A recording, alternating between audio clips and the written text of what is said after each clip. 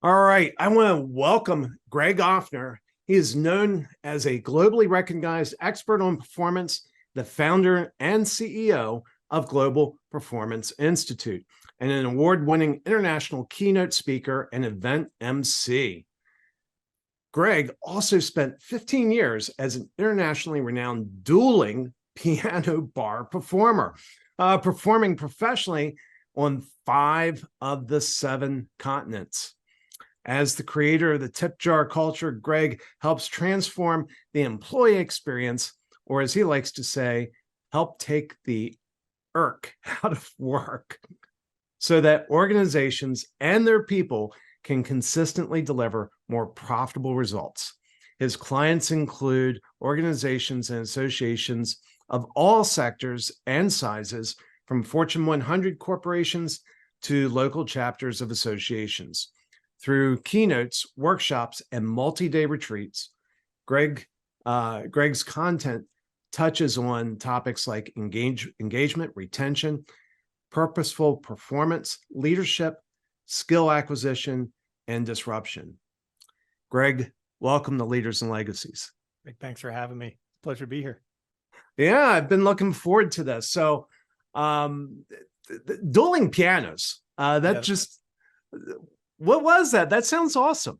It was, and it's funny whenever I hear someone talk about it. It's a mouthful, dueling piano performer. The syllables don't really work, so it's funny. Everybody gets a smile out of that, but it was the best job I've ever had.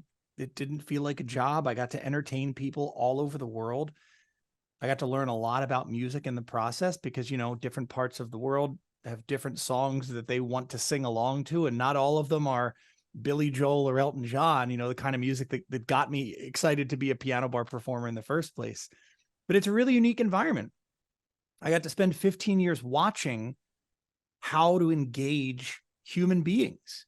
These people would come in for all different reasons. Some folks were piano bar diehards. They just loved, they're the type of person that would travel. And, like you and I would look for a hotel room or a place to rent a car. They're looking for the local piano bar in the city that they're traveling to, right? So you'd have those, you'd have the bachelorette parties, the corporate parties who are sort of, maybe it's their first time there. Maybe it's a forced company outing or something like that. So you have to navigate that contingent. And then there were people we'd call sleepers.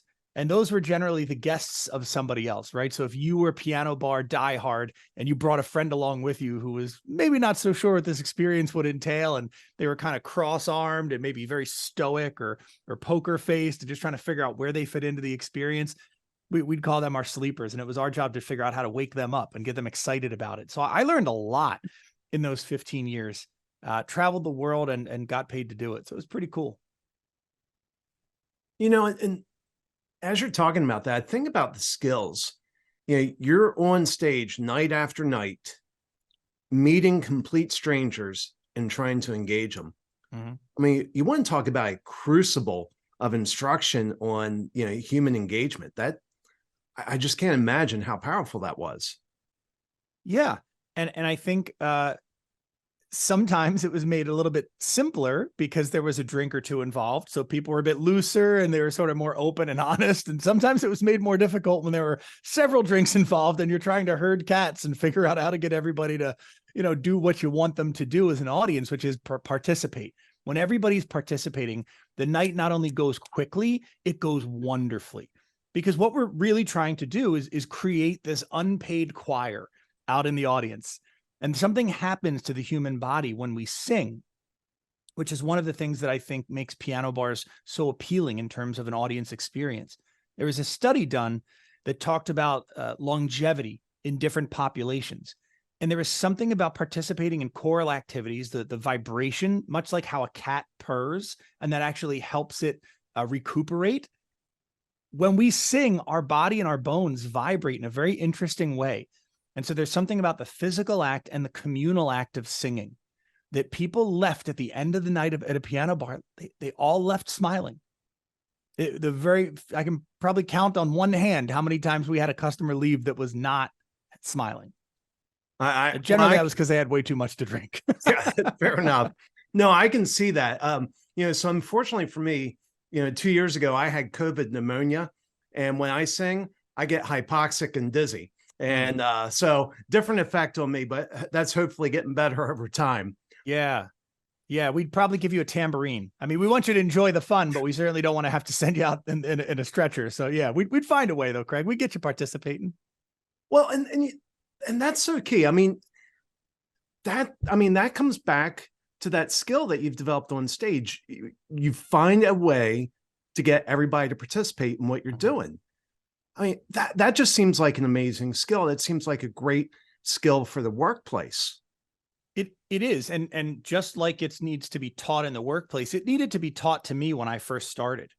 I didn't start in dueling piano bars. I started in solo piano bars. And to the casual listener, they may be going, what the hell's the difference? Well, a solo piano bar is a individual or a solo piano performer. So just one piano. And most often it's a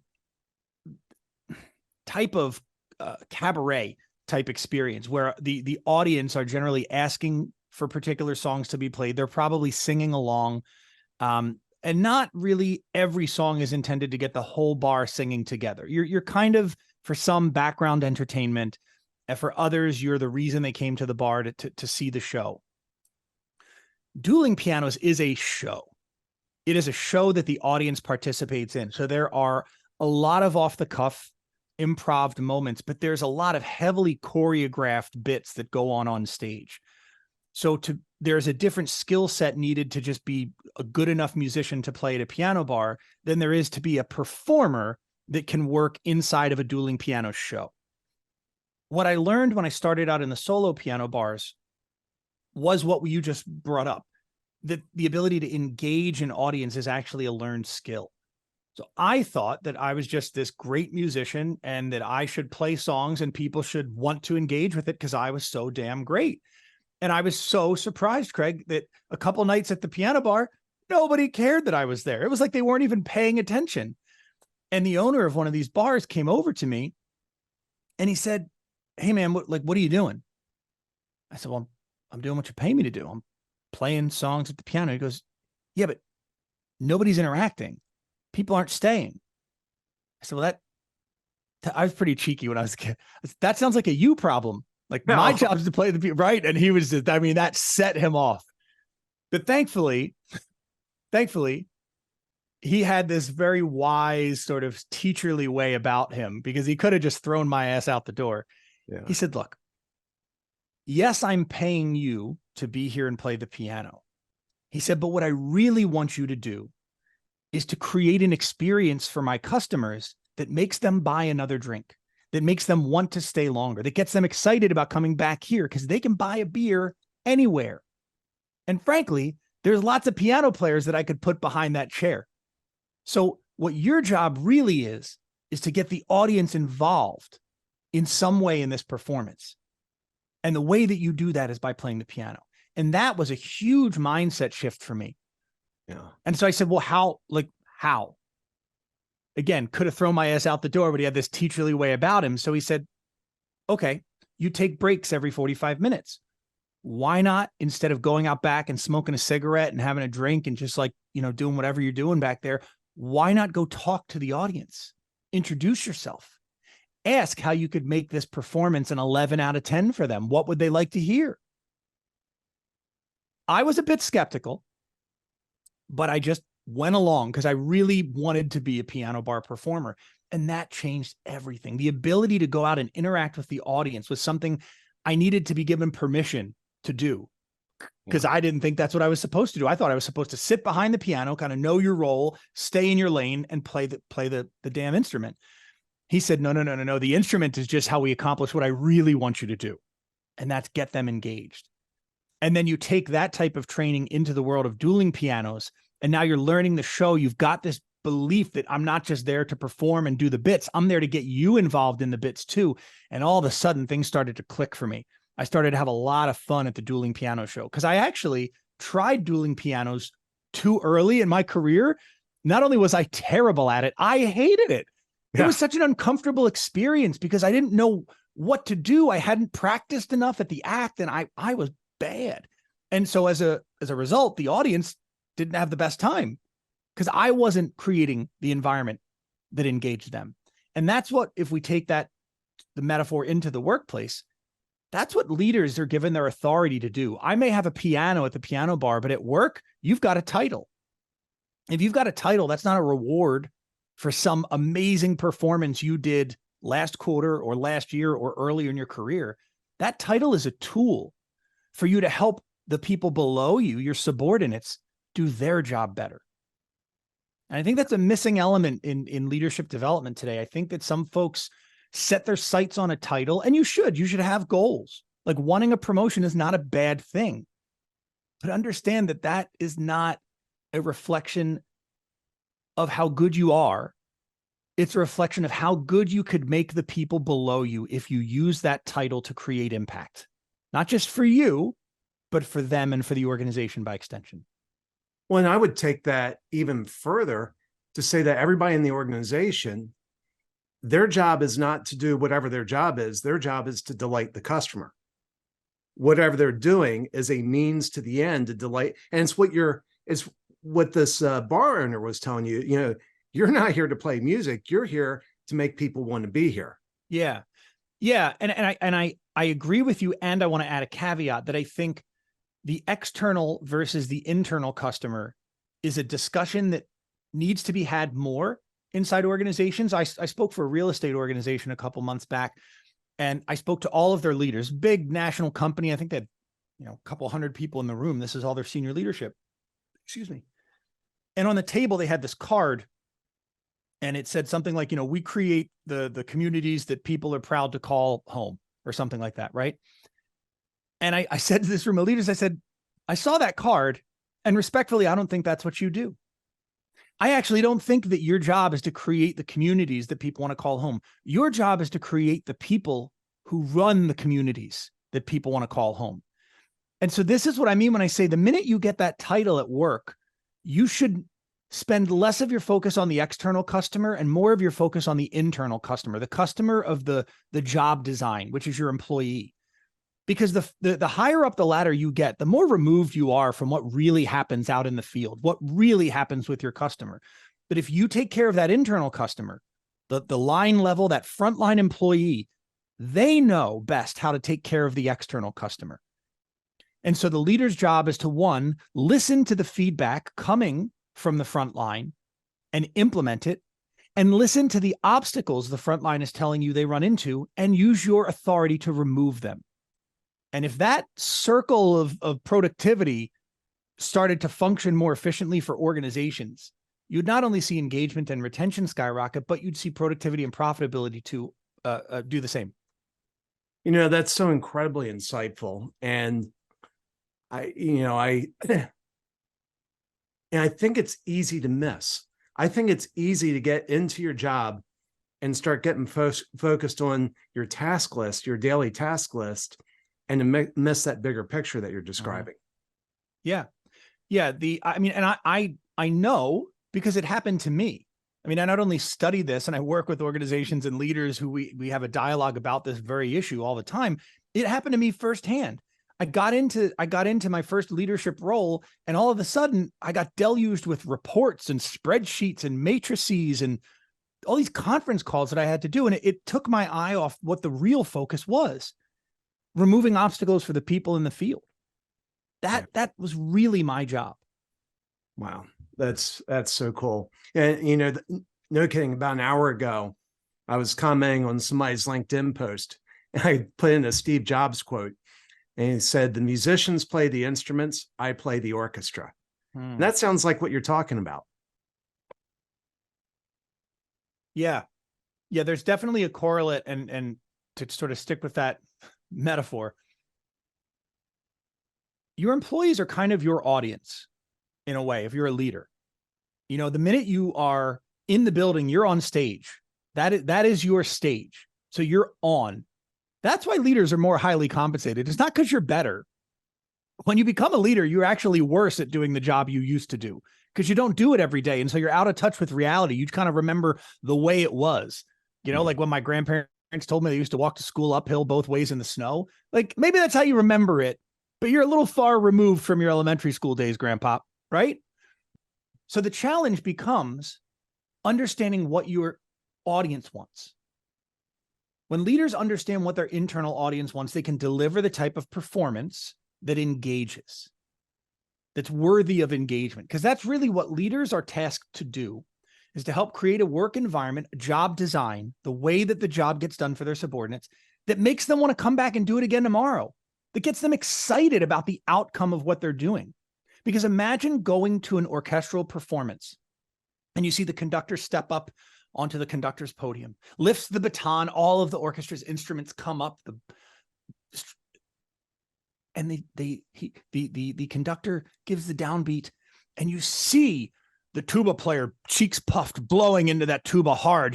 And the timpani player has those sticks, the big drums in the back, and he's wailing on that timpani, and you don't hear a sound. In the audience, you're looking at your fellow seatmates, and they're going, what the hell is going on, Craig?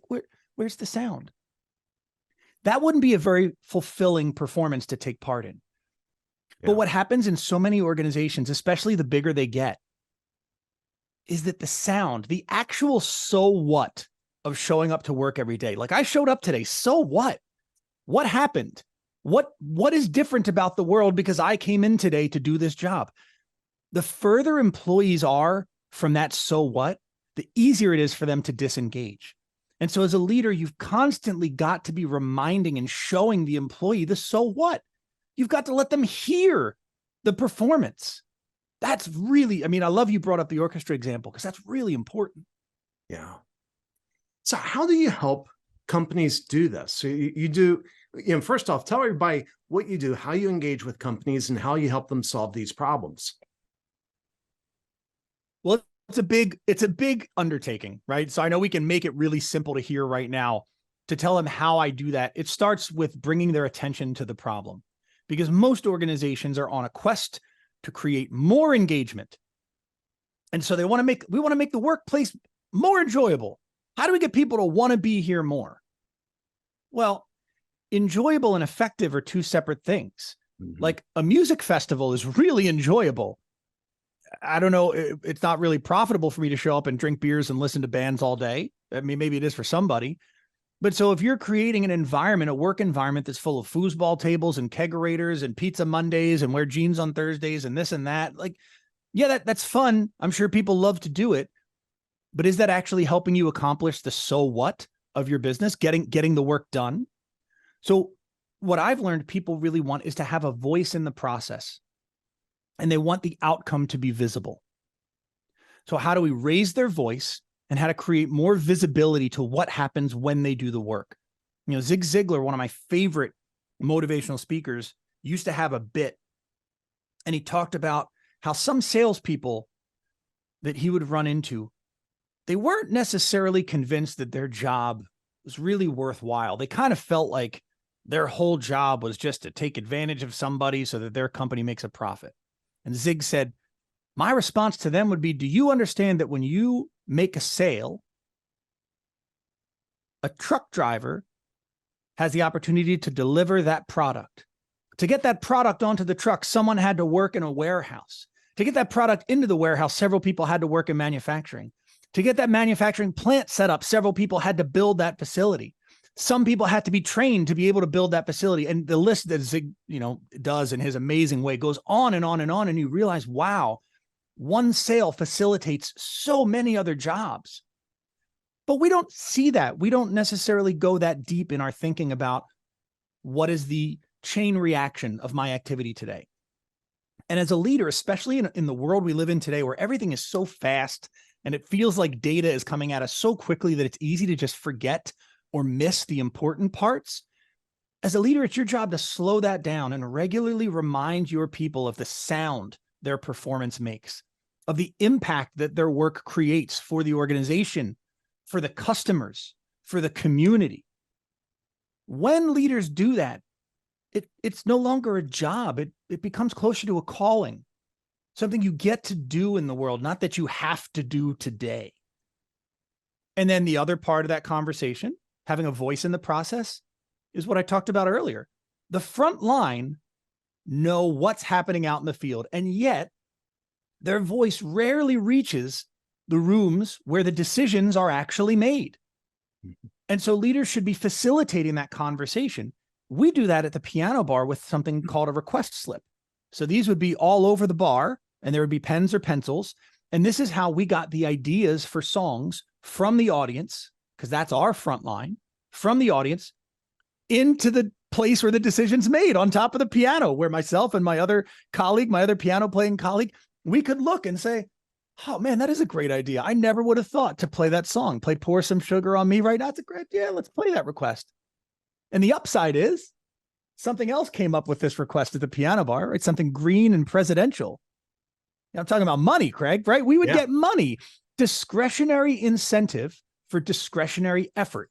When I did that thing you asked me to do, I got paid a little extra. And so when the organization reaps a benefit from employee activity or employee ideas and initiatives, there's got to be a mechanism for that employee to earn a little bit more. Why are bonuses reserved for executives? Why is commission only reserved for salespeople? It's going to take some creative thinking, but managers and leaders that spend time to figure out, how can I incentivize somebody in accounting, somebody in the warehouse, somebody at front desk at reception?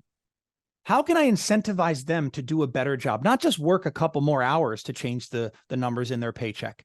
Work better, not longer. That's what people want an opportunity to do. And the organizations that help create ways for employees to do that, they start to become what I call a tip jar culture, a place where performance comes from the people who are inspired, rewarded, excited to be there. And that's, when you lay that out, it's so obvious. And, I think a lot of times we miss the obvious, but that's the job of people like you, is to kind of reacquaint us with the obvious so we can see the things hidden in plain sight. Let me pivot a little bit and ask you about a time where you feel like your leadership was put to the test. It was a white knuckled moment, and you had a tough decision to make. You weren't sure how it was going to work out. Can you think of a situation like that? When I first took a leadership role, I was inundated, like I mentioned earlier, with spreadsheets and numbers and all these reports and things. And our sales reps were compensated for two types of sales. One was a recurring sale, and the other was a transaction. The transaction, it turned out, was more profitable for the organization, but the recurring sale was more profitable for the rep. It also happened to be more profitable for my comp plan and my boss's comp plan. And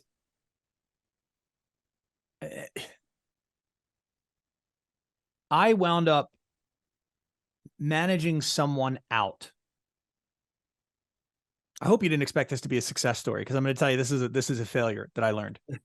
I wound up managing someone out who created quite a bit of revenue, the transactional revenue for our office. And the general manager of our office was comped on profitability. So recurring revenue is great. Transactional revenue is great, so long as it's profitable revenue.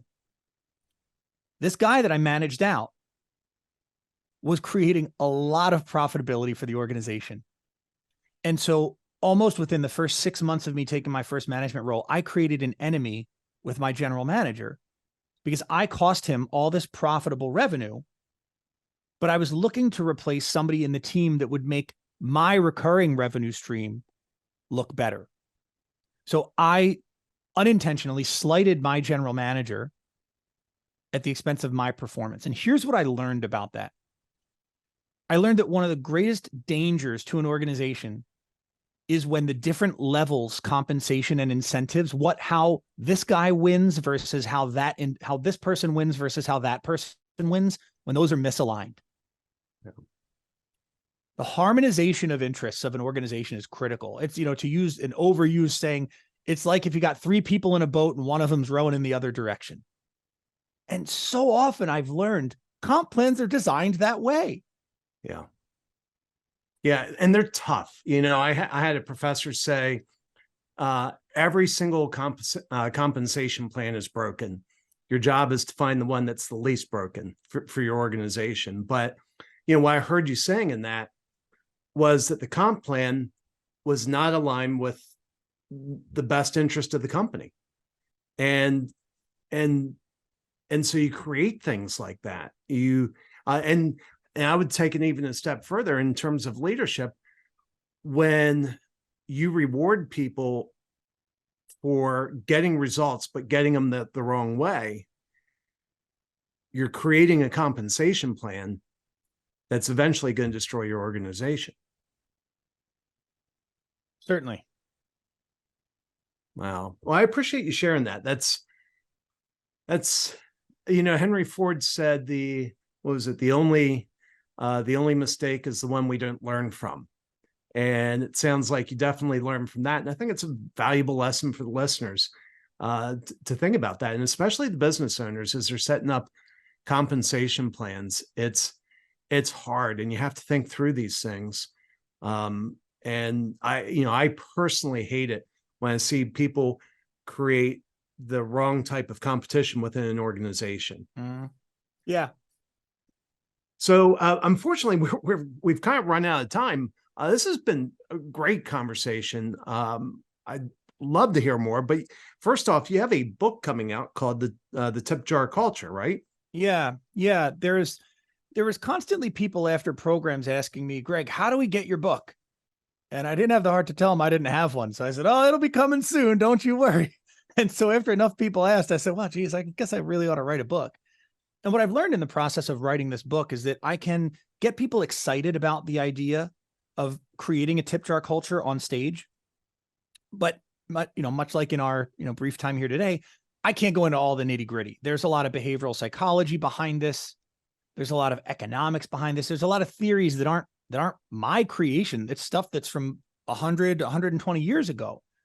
But synthesizing all of them together in one idea is really what I've had the pleasure and the privilege to be able to do in this book. And so the keynote gets somebody excited about the idea. The book takes it deeper. It's almost a how-to. And so that'll be coming out in early 2024. And I'm super excited to share it with people. If you want to learn more, if you want to see an advanced chapter, you can go to my website, gregoryoffner.com.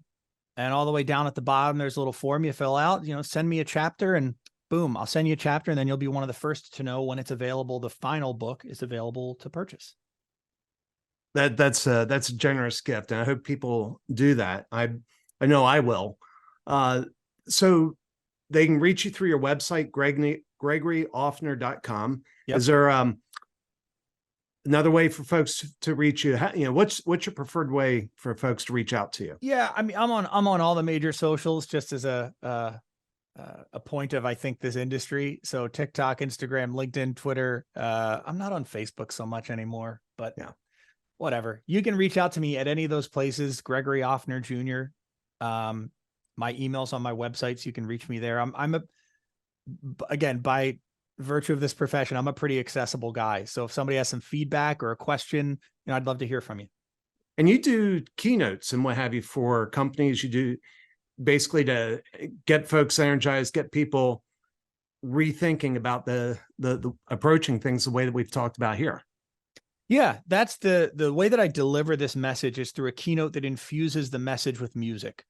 We talk about something in psychology called the forgetting curve, which is when you learn something, you start forgetting it the minute you stop using it, which is why earlier I said, as you get promoted into higher positions, you become worse at the job you used to be great at because you don't do it regularly. So you start forgetting what it was really like, and you have this rose-colored rearview mirror view of what you did. To try to overcome that, one of the things you can do in instructional design is layer in the different senses. So create a multi-sensory experience. So rather than just stand up there and speak on a platform for 45 or 60 minutes, when I'm able to, I bring a piano with me or an electronic keyboard, and we set it all up so it looks like a piano on stage. And we use musical elements very strategically. The whole thing is very calculated in terms of getting someone to remember the music, because each time I make a point, there's a song or an activity that's anchoring that point to another sense. So my hope is down the road, somebody hears a particular song and they go, oh man, I remember this dude performed that song. And I remember he was also talking about such and such as we were doing that. So when organizations bring me into keynote, they get a much better ROI than just bringing in a standard speaker. Plus it's a heck of a lot of fun too. It is. And I really want to reinforce what you just said there. If, number of years ago, I went back and watched the closing arguments in the O.J. Simpson trial. And everybody thinks that Johnny Cochran's closing arguments were, 5 or 10 minutes. No, they were hours, absolutely hours. And the interesting thing, if you watch that, you will see that the things that he wanted the jury to remember, he put in meter. He put in meter. And you'd see him go through a whole bunch of dry and boring things that I guess he had to put in there in case they, as a basis for appeal if they lost the case. Mm-hmm. But anything he wanted the jury to remember, he put in meter. It was like he was singing it to the jury. And what you're saying is when you're doing a keynote, you're stimulating those senses. You're doing that because it will be more memorable and they'll get more out of it. That's precisely right. Well, Gregory, this has been awesome. I appreciate you being on Leaders and Legacies. I hope people reach out to you. I think you have something special. Thanks, Craig. I really appreciate the opportunity to be here and chat with you for a bit. It was great.